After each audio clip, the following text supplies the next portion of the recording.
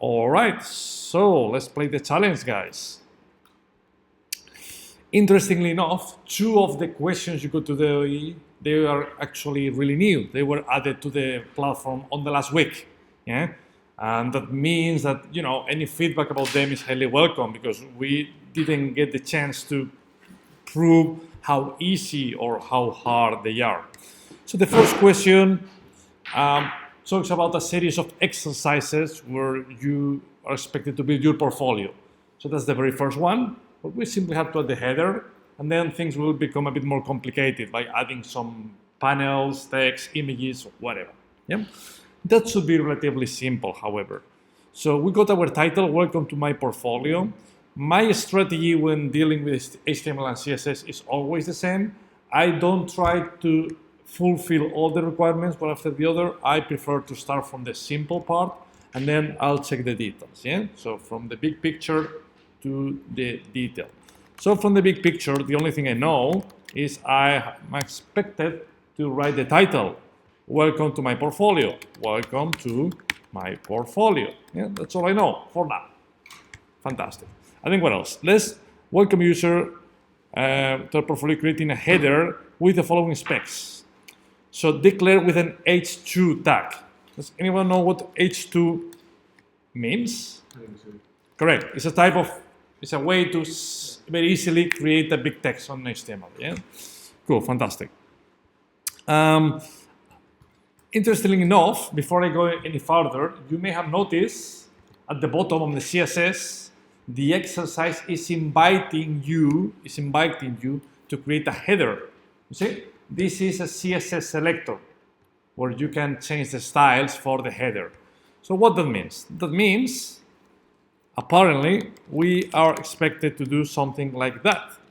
That's just something relatively new in HTML. Now we can create semantic tags. Yeah? So a header is a way to tell the user, hey, whatever comes inside of the header tag will be represented on top of the screen. Yeah? Can you tell me other semantic tags in HTML? Body, correct. What else? Footer, yeah, fantastic. So we could have a footer. We could have things like an article.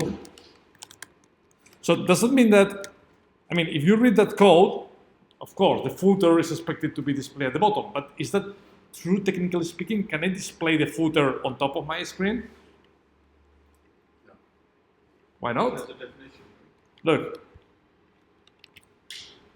Can I do that? Like copyright, blah, blah, blah. You can write it, yes. So technically speaking, that tells nothing. This is just semantics. That's a way to tell other developers where that piece of code is supposed to be displayed. Yeah? So if you ever do that, that's very weird. Very weird. Like, why the hell you have a tag called footer, but however you display it on top of the screen? That's a bit weird. Yeah? So if you got a tag called footer, then drop it at the bottom of your web application. Yeah? So that's all we know for now. Header, and then you got the H2, and what else, guys? Align to the middle. So let's align the content to the middle. How do we do that in CSS? Excellent. Fantastic, Chandan. Text align, what? Center. Center. Don't get confused with middle. Sometimes you use the word middle in CSS, but 80% of the time is center. Yeah? Okay, so then what else? A white border at the bottom, 2 pixels width. Can anyone tell me how can I write, how can I display, how can I print a border at the bottom of my box? Fantastic. Border, bottom. And then, so in reality here, we can use a shorthand. We can combine multiple properties because essentially I need to specify 3 properties. First of all, the thickness of the border. Then the style of the border. Style could be solid or dotted or dashed. You got different displaying styles. And finally, what else? The color. Fantastic, guys. The color. Yeah. So that would be equivalent to write border, bottom, width, and border, bottom, style. and border bottom color, unsurprisingly. Yeah? But I hope you agree with me. It's much simpler to do it in one go, yeah, in one line. All right, so we got the border, we got the H2, we got the header. What else? Back to what Vinny was asking before. An internal gutter of 15 pixels. What the internal gutter is? Padding. That's the padding. Fantastic. Do you know, guys, the difference between the padding and the margin? Padding is on the outside of your container, isn't it? Wrong. All right, so let's stop everything and let me go back to my VS Code. Let's create a very simple example because that's vital, guys. That's what we call the box model. Maybe you've heard about it. So I'm opening my VS Code. Do you have your CodeFlix application already set up? Yeah. Fantastic. So I got a very simple project here with me. Just create React app. There is nothing on it actually. So I will zoom the screen in a minute. So npm start. So then look at what I want to do. I want to create 2 boxes. You see, so on the first box, so div, the class name hello, or class name item. Let's keep it simple, and then hello people. Yeah, 2 boxes. So actually, let's just start with 1 to make it even simpler. Yeah, I got a simple box. So now on my CSS. Do you know, guys, how can I change the styles of my hello box?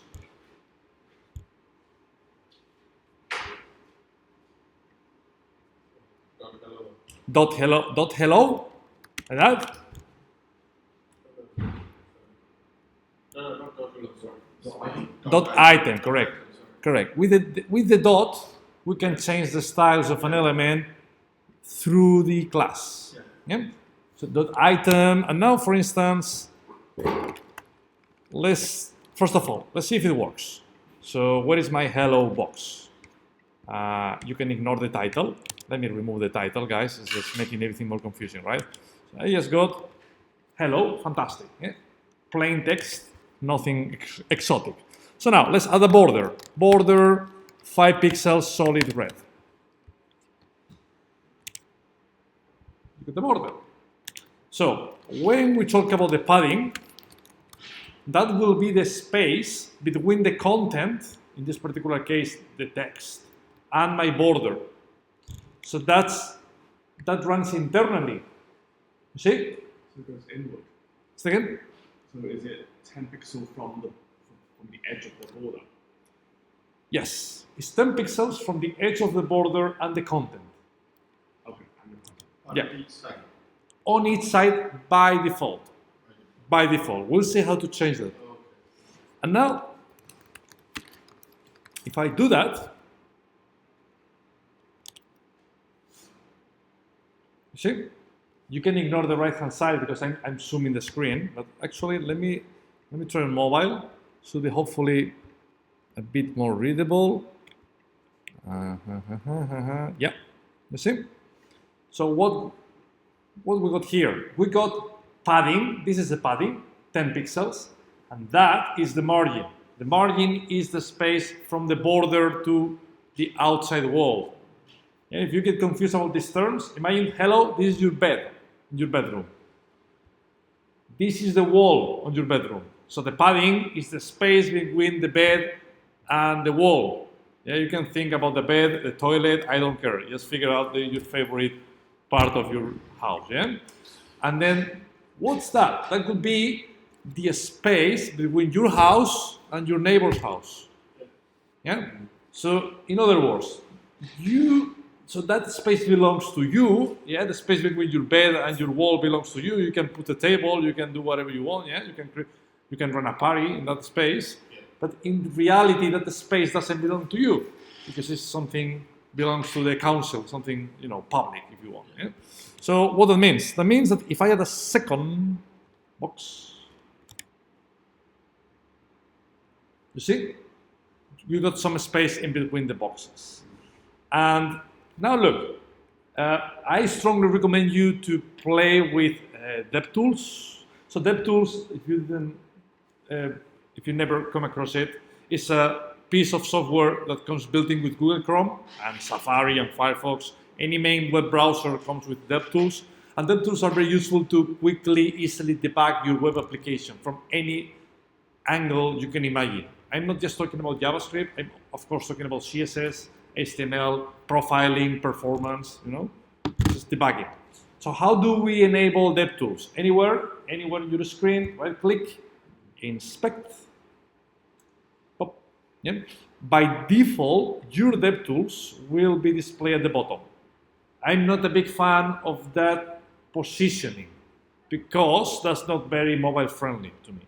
So the way I love to play with DevTools, you see these three dots, then you snap it to the right hand side, and then you can resize it and you can do whatever you want. Yeah? So that's DevTools. So why this is so sexy? Because now look, I can inspect my content. You see Chrome is highlighting with the blue overlay this selected content. So you see, pop, pop, pop, pop. And look, if I click on one of the items, there is something absolutely amazing with Google Chrome, which is this box that you can see at the bottom. Because then you can visually identify the dimensions of your box with using different colors. First of all, the inner box, that's the content. Yeah? Hello, that's the content. And then look, padding, you see, some sort of green or whatever the color is, padding 10 pixels, border 5 pixels, and finally margin 15 pixels. That's the box model, very visual. Yeah? So Google Chrome is definitely helping you a lot to identify why a box is not displayed as you want it. So if you have, say, Apple and the default browser that it pops up when you want it's Safari, how do you change the default to Google Chrome? That's an operating system question, depending on what system. You have a Mac? Mac, yeah. So if you go, I think from settings, not settings, browser settings, I think with Chrome, if you search default,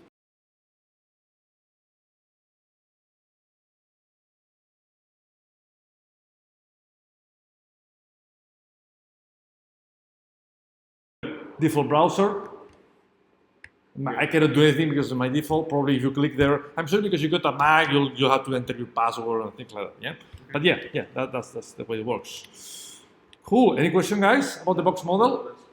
Yeah. A couple of things. First of all, look, this is absolutely fantastic. So with Google Chrome, imagine that sometimes.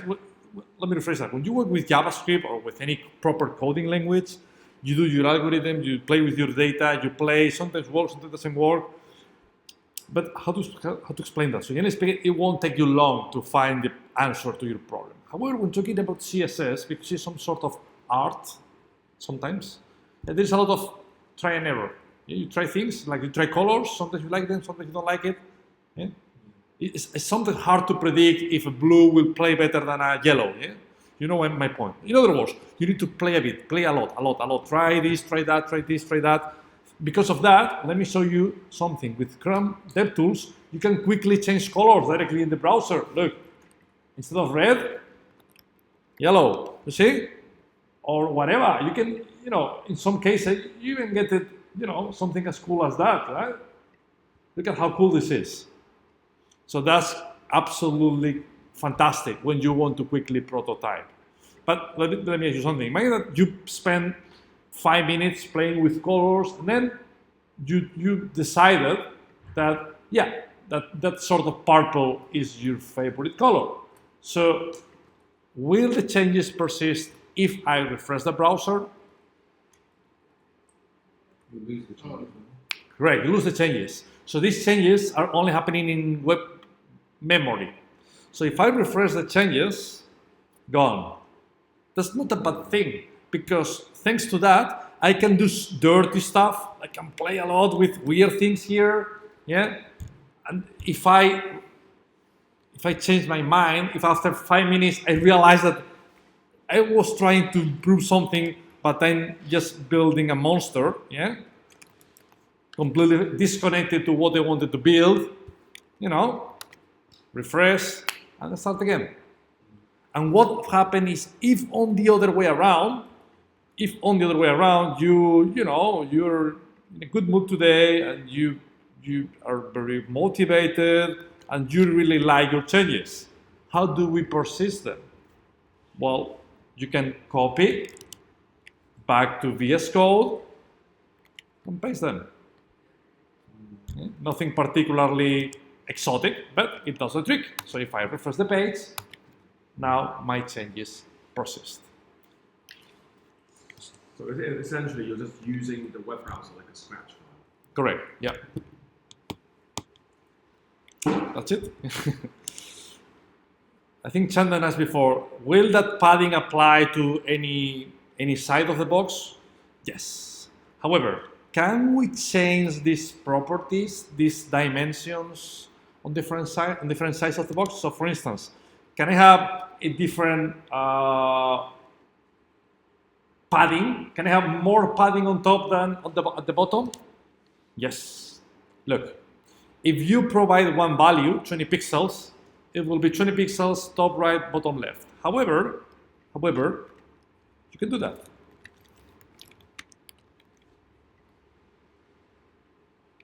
So now, yep. Now you got different values. Can you figure out in which size of the box these numbers are represented by? Bottom, right, left. So which one is, so for instance, the first one, top, the next one, and the next one, that's correct, yeah, Vinay is right. So this is following a clockwise direction.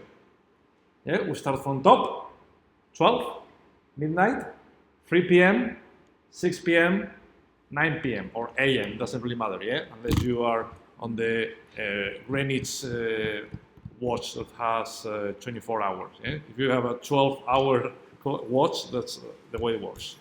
Yeah? So you got 4 different values. And of course, same thing applies to margin. Yeah? So you could have different margins, and you signal the box looks, you know, a bit different. Is there any way for Visual Studio Code to prompt you? You know, it comes up with a prompt, but you don't know what goes into each. Sort of That's a good question. Sometimes, it's a good question. Sometimes, when you, yeah, you get some sort of help, but yeah, probably not the best one. This comes from MDN. MDN belongs to the Mozilla Foundation. But the problem with the Mozilla Foundation is sometimes the examples are a bit theoretical. Yeah, it's hard to grasp, at least to me. And that's all we have. And we can pass one value, we can pass 4 values. Can I pass 2 values, guys? Can I do that? probably. Okay, so then tell me, what is the 20 pixels apply? Where does it apply? Correct. So now the first value applies on the vertical axis, top bottom. And the second value, left right. Top bottom, left right. Okay? So now, as you can see, you got 20 pixels. Actually, you don't look. You see? Can you see? Can you read the number, guys? 20. 20 on top, 20 at the bottom, left at the right, and on the left. Yeah. So that's pretty much the way you practice with CSS. We'll do another workshop about animation, so we'll explain more advanced stuff, how to animate boxes and things like that. Yeah. But you know, CSS is about colors, padding, and margins. That's 80%. And layouts, very important. We'll do a workshop about layouts as well. Yeah. The main focus of CSS in the last 5 years has been to improve the way you build layouts. Historically speaking, it was a pain in the ass to build a header and 2 columns and 3 columns. That sort of layout you can think when you sketch your web app. That was very complicated to do with CSS. But now, with things like Flex and Grid, it's massively simplified. We'll talk about that probably in a couple of weeks' time. Cool. So yeah, that's the way it works. So back to our back to our challenge. What else? What else, guys? Not sure if I'm missing anything. Border, bottom. Oh, yeah, the internal gutter, yeah? So internal means with the content and the border, and that is what? Padding. Fantastic. Padding. Yeah? So let's apply some padding. I don't remember how much. I think 15 pixels, maybe? Yeah, 15 pixels. I think that should be it. Let's see if it works. Let's see if it works. Yeah, it does work. Confetti time. Any questions? Yeah, no? So you know these challenges, can you go back and look at your challenge, or can you do it again, or can you... Yes and no. So can you go back? Yes. If you go to challenges, if you click again on the challenge, yeah, actually I can show you. So if you click on the past view of the challenges, yeah, you click on the challenge again, for instance, the upper beginner, you cannot play it again, unfortunately. However, you can see your code and you can see others' code. It's good because today you got Giacomo, he solved all the questions. So how you do that? You click on the check in detail analysis, and then for each question, you can see, man, first of all, who is right, who is wrong, you see? So green, blue, oh, come on. Green background means, yeah, that guy found the answer. Red means something is not quite correct, yeah? Yeah, so that's what you can do. Cool. Let's have a look to question number 2. That was an easy one. Free sugar, guys. So this question is about changing the background color of your web application. Yeah. So first of all, as usual, let's start simple. HTML used to be simpler to deal with, I believe. So welcome to HTML and CSS. Fantastic. Let's type that. Yeah. Welcome to HTML and CSS. An exclamation mark? Yes. And then what else? So then let's set the background color of our app to blue. Yeah. So does anyone know how to change the background color of an element like the body? Background dash hyphen color blue. Yeah. You know what these pre-made colors, like these common colors like blue, red, orange, whatever, then obviously it comes up. But if you want a specific, like a shade of color. Cool. That's a really good question. So with CSS now you can do whatever you want with colors. Yeah. This didn't used to be like that in the past, but now CSS is very powerful when talking about colors. So for instance, of course, you got the basics. And when I'm talking about the basics, it's not just the RGB. It's not just the blue, red, and green. No. Of course, you got hundreds of colors. You got yellow. You got kiwi. You got magenta. You got maroon. Seriously, there is a huge list of basic colors. But on top of that list of name-based colors, you can do more tricks. So for instance, you can use hexadecimal colors. For instance, that's a light blue. See, that's an hexadecimal color. You can get that color on Adobe Illustrator, on Photoshop. This is an hexadecimal color. So obviously that won't work, but you can do it. You can also, if you got the color in RGB, you can do that. So first of all, red. Yeah, and then you can combine them. Yeah. Cool, fantastic. And back to your questions. Now there is something super cool. That is, you can apply all different opacity to the background. The way to apply opacity is by, instead of declaring an RGB selector, you do RGB A. A stands for alpha. So that means you can pass a fourth argument. Let me bring it back to red. And then on the fourth argument, you can specify the alpha filter. 1 means color is red. So it's like transparency. Correct, the transparency. 1 means fully red. 0 means fully transparent. And of course, you can play with something in between of 0 and 1. Yeah, so you can build these nice websites that you get an overlay, but you can still see a bit of the background, things like that. So this is your friend RGBA.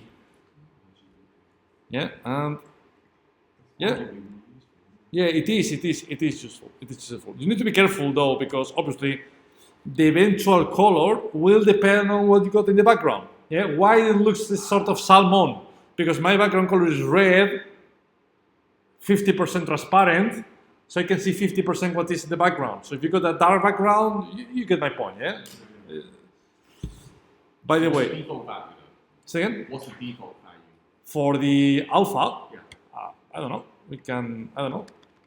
Let's figure it out. So if I don't pass any default value, I think it's actually 1. Yes. Default is 1. Yes. If you're wondering how the hell the platform works here, so the way we work is we present you that picture, and whenever you submit your test, we generate a new picture. So then we essentially, you know what we do? We compare pictures. We evaluate pixel by pixel, your picture against our picture. And if the diff is beyond a given threshold of 0.1%, the solution is correct. So imagine that, for instance, I bring it to, that should be correct, so the background color is blue, here you go. However, I changed a bit my HTML, you see? Because we are comparing both pictures, pixel by pixel, we can present you the diff. The diff is essentially the difference between both pictures, yeah? So if you're curious, this technology is becoming very trendy, because by the first time in history, companies have the ability to test the CSS of their applications, yeah? Historically speaking, it's been relatively easy to test JavaScript, so you create an algorithm to sort data, so you can test it easily, yeah? You can test it. But testing CSS, how do you know that you are not breaking the whole user interface of your platform by changing a line of CSS? That may happen. You may break your layout. You may change the background color of your app. Who is checking that? Visually speaking, these changes are easy to spot. But from an algorithm point of view, that has been very challenging. However, now, let me present you something a bit off topic. If you are curious to learn something cool, I introduced a technology at HSBC, by the way, in 2017. So this is called Backstop, a CSS regression testing library. That's super cool. It's still a bit experimental. You need to be careful. But if you like data science, if you like algorithms, if you like image processing, that's super powerful. Any questions? Second? What is it called again? Backstop JS. Yes. Yes.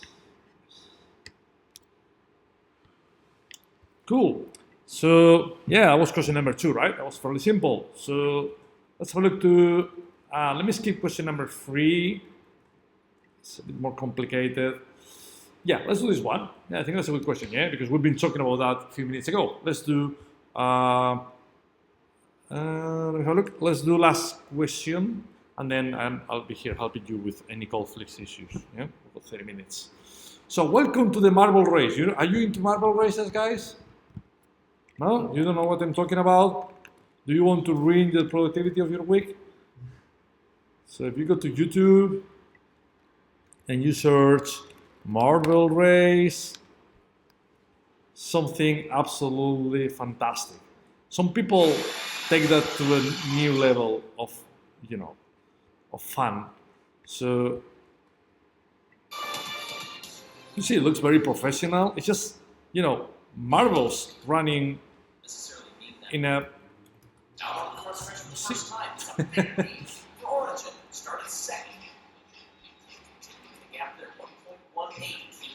You can spend hours just watching this video, yeah? So it's marble races. So welcome to the Marble Race Manager app, yeah? So, all right, this is just basic colors, HTML, CSS. So welcome. So we got the HTML sorted, which is great, yeah? So hopefully HTML bit will be Okay, and then we can customize, but let's display some text using h3 heading. We got it following these guidelines. Getter, blah, blah. Okay, so this getter on the parent component. So on the div, border 3 pixels, so the div has been already declared, and then, yeah, so in theory, if I'm right, in here we need to set up some padding. Yes, so from the parent div point of view, yeah, so if we take that div as a source of truth, what CSS property is that? It's a padding, that's correct, yeah, because it's internal to that element. Obviously, from this green box point of view, what is that? That's probably the margin. Yeah. So so the padding of an element could be considered the margin of another element somehow. The beautifulness about UI training is it doesn't really care how you do it. You can solve the same problem using different approaches. The important thing is the result. As far as that's the result, all good. All right. So let's talk about padding. Top, right, bottom, left. Remember clockwise? Top, right, bottom, left. 10, 20, 5, 30. All right, so let's play with that. Padding 10, 20, 5, and 30, I think. Yeah. Will it work? Not sure if I'm missing anything, guys, but let's just have a look. So if we evaluate it, that's it. Yeah, that's the way it works. Yeah, so it's fairly simple, right? Do you have any questions? No? Cool. I wanted to add something in this exercise, but I completely forgot, so sorry about that. If it comes to my mind, yeah, I remember. Do we have, guys, to specify the units? Pixels. No? Can we do that?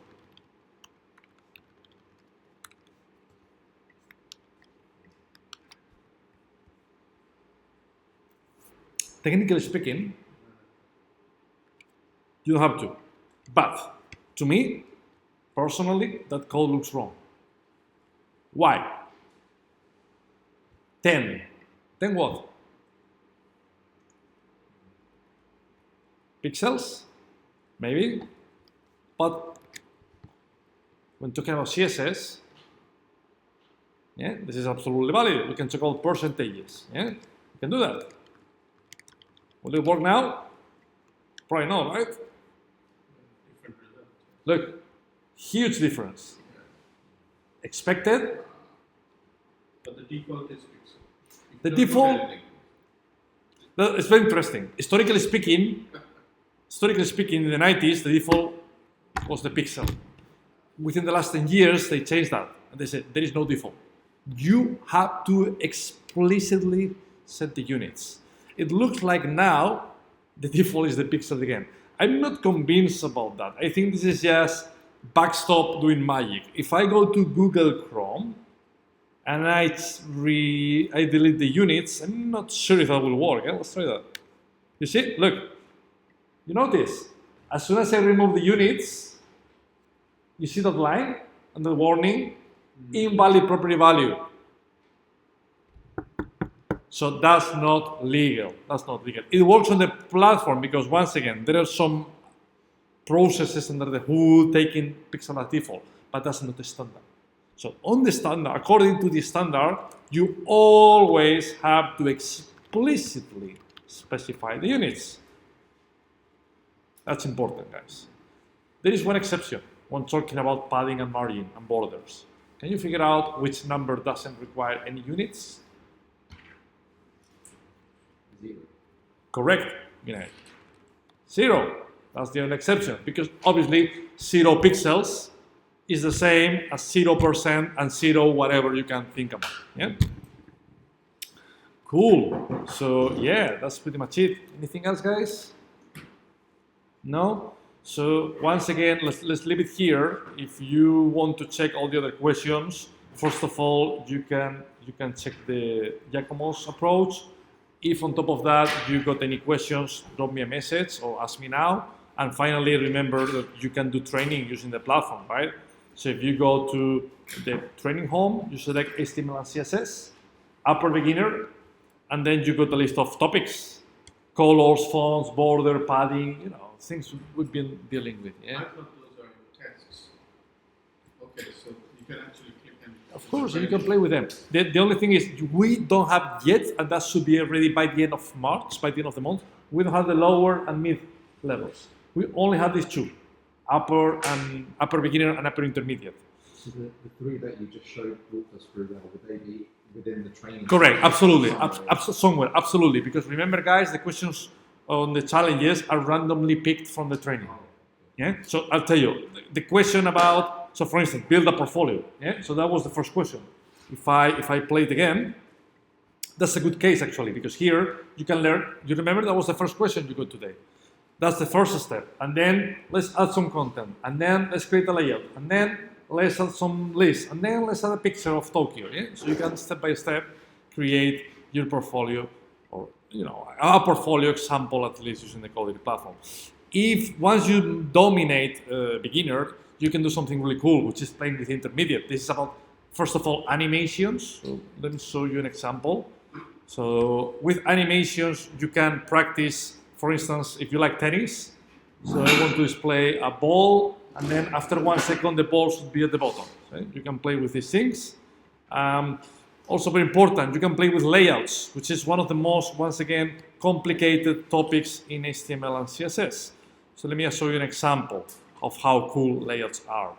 So with layouts, you can, create different user interfaces, aligning things to the middle, both horizontally and vertically speaking. And then that's my favorite question, guys. So with modern CSS, you can create a very powerful layout within minutes. That was pretty much impossible years ago. So if we go into these topics. Yep. So training, and then within training. Yep. Pick the topic, and then within topic, the level. Yep. And within level. You select HTML and CSS. The reason I didn't get into it because it almost shows the question on the right. So it seems like a test, but it's not a test. You can go through the tutorial, Yeah. then do a bit of test and submit it. I'm not following you, Chandan. Look. Okay. Homepage, Yeah. HTML, CSS, upper beginner, and that's it. And then you click on one of these elements and you play with them. Yeah, we can play, but it's not a tutorial. Is it a tutorial No. as well? No, this is a playground. It's a playground. Yes. Yeah. Yes. So where is the tutorial? In the bootcamp, we'll cover some of these topics within the next weeks. Okay, so now, okay, right. So I thought you're saying that if you go into that, you'll also see the tutorial. We have tutorials. So if you want to get deep into It's a CSS, video tutorial. yeah, correct. But that's a different thing. But you're right. If you go to video tutorials, you can, we've got many things Yeah. here. Like for Yeah, instance, I've seen those. best workshops, UI workshops. So I think you get some decent workshops about. What did I click? Some decent workshops about HTML, CSS, and layouts, animation. And obviously, we'll cover some of this within the next weeks here. So, yeah. So is there a penalty if you exit a challenge, or like if you start a game or whatever and you exit it without finishing it? Is there a challenge? No. If you leave the challenge, if you exit it, all the data is wiped. So you've never been there. Oh really? So if you exit the challenge, Wait. What do you mean if you exit the challenge? Because that's controversial. like if you just because there's a button that says exit. Correct. So let's do that. So I joined a challenge, and then I realized it was a bad idea to join this challenge. I click here, leave the test. If I click here, you've never played. Okay. So All your data is removed on that iteration. So imagine that you play. Look, this is a good example. I yesterday played with maths. I got 100%, perfect score, and I want to play again. Yeah. And then, I solved the first question, math all round. I got some points. I continue. At some point, I don't want to complete it. I leave the test, and then that last iteration is gone. So the last result is the last that I submitted. okay. Cool. Anything else, guys? You know, if you were to create your own blog in the future, Mhm. would you recommend doing it in JavaScript, or would you recommend doing it in a content management system? No, do it with JavaScript. Well, I mean, it depends what you want to do, right? Yeah. If you're not a technical person, if you want just to write a list of blog posts, I will recommend you to use WordPress or something like that. But I think it's a very healthy exercise. If you want to build, for instance, your portfolio, I think it's a good exercise to do it with React. Same as Codeflix. Yeah. We will see before the end of the bootcamp how to deploy apps to the cloud. Actually, if you're curious, tomorrow here there is a meetup, public meetup event, so you're invited to stay if you want to be here, where we explain how to create a basic React application and how to deploy it to the cloud in 5 minutes. Is that the zero to hero? No, on the hero to zero, we learn how to work with React, but we don't push the app, we don't send it to the cloud. Tomorrow, we are not going to talk about React. We are not going to explain how to create a component like Stefan did, none of that. We'll create a skeleton, create React app, hello people, and then we'll learn how to deploy to the cloud. Is it Heroku? Second? Is it to Heroku? No. We won't use Heroku Is it- for tomorrow. We will use something much simpler than Heroku. Yeah? Heroku is powerful. You are going to learn Heroku. That's number 17 of Codeflix is about Heroku. But however, even though it's very powerful, it's not the simplest tool. Yeah? So the thing is, which one is better? It depends. If you want to create a static web application with few pages, Heroku is not the best option. Heroku is the best option when you want to deal with APIs, because Heroku offers full support for APIs, encryption, things like that. Yeah? So it's very powerful, but maybe sometimes you don't need that much power. Yeah? So depending on what you need, we'll use one or the other. So is tomorrow's one about GitHub, or is it about something GitHub and Now. now? Yeah, so the tool we are using tomorrow, that's a new tool, and it's one of the best things I've seen in many years. And not so, sorry. Now, yeah. So that is the tool. Well, this is my dashboard because I'm signed in, but hopefully if I go incognito, maybe I can show you the homepage. But would we go through this in our? Yes, we'll do. Yeah, of course, we'll do. Eventually. Yeah. So tomorrow's session is going to be done here as well, of course. Yeah. I said, if anyone is curious before that time, you're invited to come here. But don't worry, yeah, we'll cover that. That's one of the best tools I've seen because that solves a problem. I mean, deploying complex applications that's been solved by companies like Heroku, AWS, and Google Cloud Platform. So you can do that. Is AWS easy to use compared to Heroku? Because I haven't really used No, AWS is a pain in the ass compared to Heroku. Yeah. So there is. it. Yeah. The thing is, one of the reasons why you don't have the calendar of the entire bootcamp is because we want to see your interest. If you are curious about cloud vendors, we can do a workshop we can create a table with all the options, and then we can compare them. When to use one, when to use the other. Yeah. Because I've got some experience using AWS, but I mean, like tweaking them every time is a pain. Yeah. I've used something new called Lightsail, which is kind of a very light version. Yeah. of Yeah, AWS is a pain in the ass. However, it's by distance the most popular cloud solution, and the reason is really performant.